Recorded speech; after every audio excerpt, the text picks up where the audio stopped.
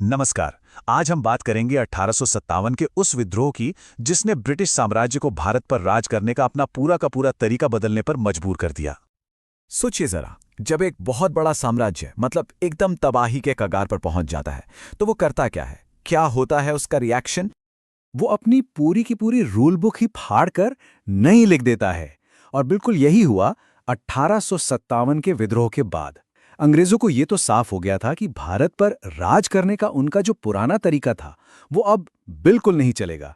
तो उन्हें सब कुछ बदलना पड़ा। चलिए समझते हैं कि ये सब हुआ कैसे। तो देखिए, 1857 का विद्रोह कोई मामूली सिपाही विद्रोह नहीं था। नहीं, बिल्कुल नहीं। ये तो ब्रिटिश साम्राज्य के लिए एक कह सकते हैं अस्तित्व का संकट था। एक ऐसा जबरदस्त झटका जिसने उनकी नींव हिला दी और उन्हें अपनी हर एक पॉलिसी पर दोबारा सोचने को मजबूर कर दिया। इस विद्रोह का सबसे पहला और शायद सबसे बड़ा असर जो देखने को मिला वो था भारत पर शासन करने के तरीके में एक बहुत बड़ा बदलाव।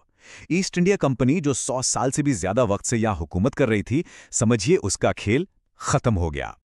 सत्ता की जो बागडोर थी वो अब सीधे सीधे ब्रिटिश क्राउन यानी कि ब्रिटिश सरकार के हाथों में आ गई। पूरा पावर सेंटर लंदन शिफ्ट हो गया और ईस्ट इंडिया कंपनी जो एक ट्रेडिंग कंपनी के तौर पर आई थी और देखते ही देखते पूरे देश पर कब्जा कर बैठी, उसे पूरी तरह से खत्म कर दिया गया। और इसी के साथ गवर्नर जनरल को एक नया और ज्यादा पावरफुल टाइटल दिया गया, वाइसरॉय। मतलब वो अब सीधे सीधे ब्रिटिश राजा या रानी का पर्सनल रिप्रेजेंटेटिव था। ये सिर्फ नाम का बदलाव नहीं था, ये इस बात का प्रतीक था कि अब भारत पर सीधे क्राउन का राज है। और ये भी याद रखने वाली बात है कि लॉर्ड कैनिंग भारत के पहले वाइसरॉय बने। अच्छा, सत्ता तो बदल गई, लेकिन अब अंग्रेजों का अगला फोकस था सेना। क्योंकि विद्रोह की चिंगारी तो आखिर भड़की ही सेना से थी। उनके मन में यह डर बैठ गया था कि अगर भारतीय सैनिक फिर से एक साथ आ गए तो क्या होगा। इसलिए उन्होंने तय किया कि सेना को जड़ से बदलना होगा। और ये बदलाव कैसा था, जरा इन नंबर्स को देखिए। बंगाल आर्मी में जहां विद्रोह का असर सबसे ज्यादा था, वहां अब हर 2 भारतीय सैनिकों के लिए एक यूरोपियन सैनिक को रखा गया। मद्रास और बॉम्बे में ये रेशियो थोड़ा अलग था, 5 भारतीय सैनिकों पर 2 यूरोपियन। मतलब इरादा एकदम साफ था, कंट्रोल बनाए रखने के लिए यूरोपियन सैनिकों की संख्या हर हाल में बढ़ानी थी। और बात सिर्फ गिनती की नहीं थी। जो सबसे जरूरी जगह थीं, जो सबसे जरूरी हथियार थे, जैसे कि तोपखाना, वो सब कुछ पूरी तरह से यूरोपियन कमांड के हाथ में दे दिया गया। और तो और भारतीयों के लिए ऑफिसर बनने के सारे रास्ते बंद कर दिए गए। सोचिए, 1914 तक कोई भी भारतीय सैनिक सूबेदार के रैंक से ऊपर जा ही नहीं सकता था। ये सिर्फ भेदभाव नहीं था, ये एक सोची समझी चाल थी भारतीय सैनिकों को शक्तिहीन करने की, ताकि भविष्य में कोई विद्रोह सर ही न उठा सके।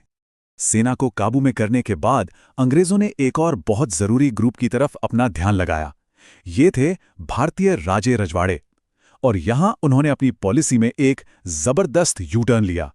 जिन राजकुमारों की रियासतों को वो कल तक हड़पने में लगे थे, आज अचानक वो उन्हें अपने सबसे जरूरी साथी, अपने सबसे बड़े सहयोगी के तौर पर देखने लगे। वाइसरॉय लॉर्ड कैनिंग का ये जो स्टेटमेंट है ना, ये सब कुछ साफ कर देता है। वो कह रहे हैं कि ये राजा महाराजा उस तूफान के सामने एक दीवार की तरह खड़े हो गए, वरना वो तूफान तो हमें एक ही लहर में बहा ले जाता।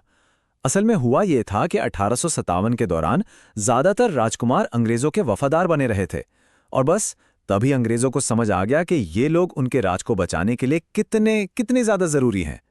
तो फिर सौदा क्या तय हुआ? एक नई पार्टनरशिप बनाई गई। अंग्रेजों ने वादा किया कि देखो, अब तुम्हारी रियासत पर कोई कब्जा नहीं करेगा, ये हमारी गारंटी है। वो जो डॉक्ट्रिन ऑफ लैप्स जैसी पॉलिसी थी, उसे भी खत्म कर दिया गया। बस बदले में राजकुमारों को एक बात माननी थी कि ब्रिटिश क्राउन ही सबसे ऊपर है, उनकी सत्ता सर्वोच्च है। तो एडमिनिस्ट्रेशन सेट हो गया, आर्मी पर कंट्रोल हो गया, राजा महाराजा दोस्त बन गए। इसके बाद अंग्रेजों ने भारतीय समाज को कंट्रोल करने के लिए और भी गहरी और शायद कहीं ज्यादा खतरनाक नीतियां अपनानी शुरू की। हुआ ये कि 1857 की लड़ाई में हिंदू और मुसलमानों ने कंधे से कंधा मिलाकर अंग्रेजों का सामना किया था। और इस एकता ने, इस यूनिटी ने अंग्रेजों की नींद उड़ा दी थी, उन्हें अंदर तक डरा दिया था। और बस यहीं से डिवाइड एंड रूल यानी बांटो और राज करो की जो कुख्यात नीति है, उसकी असली शुरुआत हुई। उनका मकसद एकदम साफ था, इस एकता को किसी भी कीमत पर तोड़ना ही तोड़ना है। और इस नीति को लागू करने के लिए सेना से बेहतर जगह और क्या हो सकती थी। उन्होंने मार्शल यानी लड़ाकू और नॉन मार्शल यानी गैर लड़ाकू जातियों का एक नया और मैं कहूंगा पूरी तरह से मनगढ़ंत सिद्धांत बना डाला। जिन समुदायों ने विद्रोह को दबाने में उनकी मदद की थी, जैसे पंजाबी, गोरखा और पठान, उन्हें मार्शल रेस का टैग दे दिया गया और सेना में उनकी खूब भर्ती हुई।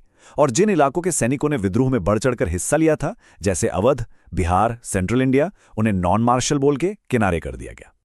तो इन सारे बड़े बड़े बदलावों का भारत पर आखिर लंबे समय तक क्या असर हुआ? ये जो नया साम्राज्य बना, ये असल में था कैसा? चलिए इसके नतीजों पर एक नजर डालते हैं। तो देखिए, जो थोड़े बहुत सामाजिक सुधार हो रहे थे उनको रोक दिया गया।